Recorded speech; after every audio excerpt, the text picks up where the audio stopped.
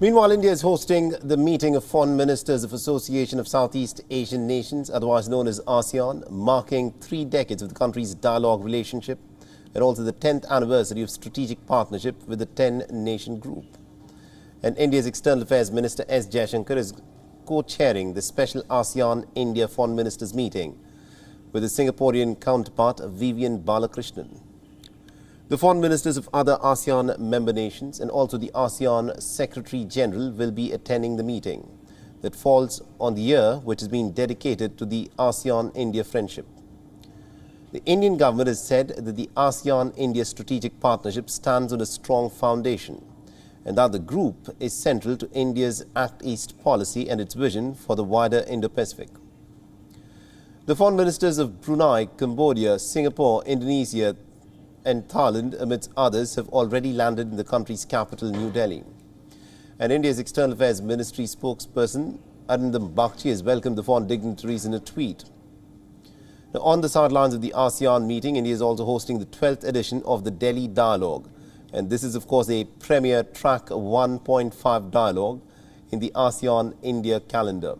The theme of Delhi Dialogue is building bridges in the Indo-Pacific. The ASEAN-India dialogue relationship started with the establishment of sectoral partnership back in the year 1992 that graduated to full dialogue partnership in December 1995 and then summit-level partnership in 2002 and strategic partnership in the year 2012.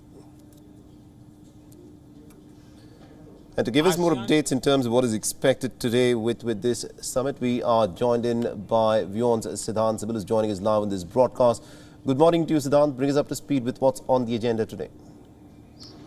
Well, good morning, Mohammed. The summit, in fact, the meeting is going to start in next 15 minutes between the ASEAN foreign ministers and the Indian External Affairs Minister. Before that, we have seen a message being also put up by the Indian External Affairs Minister talking about the strong partnership.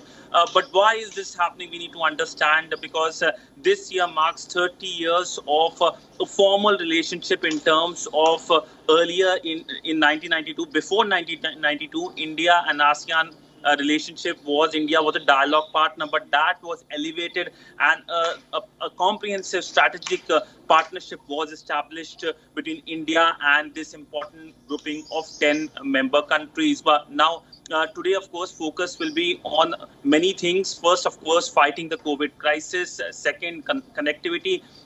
Third, people-to-people relationship. And fourth, and the most important, is the Indo-Pacific vision, where ASEAN fits in this Indo-Pacific vision. Remember that ASEAN centrality has been a key pillar of India's Indo-Pacific vision.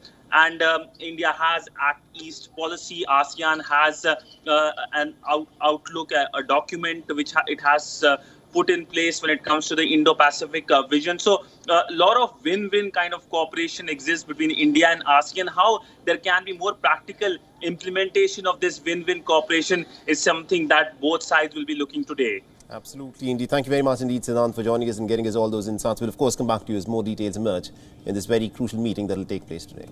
WION is now available in your country. Download the app now and get all the news on the move.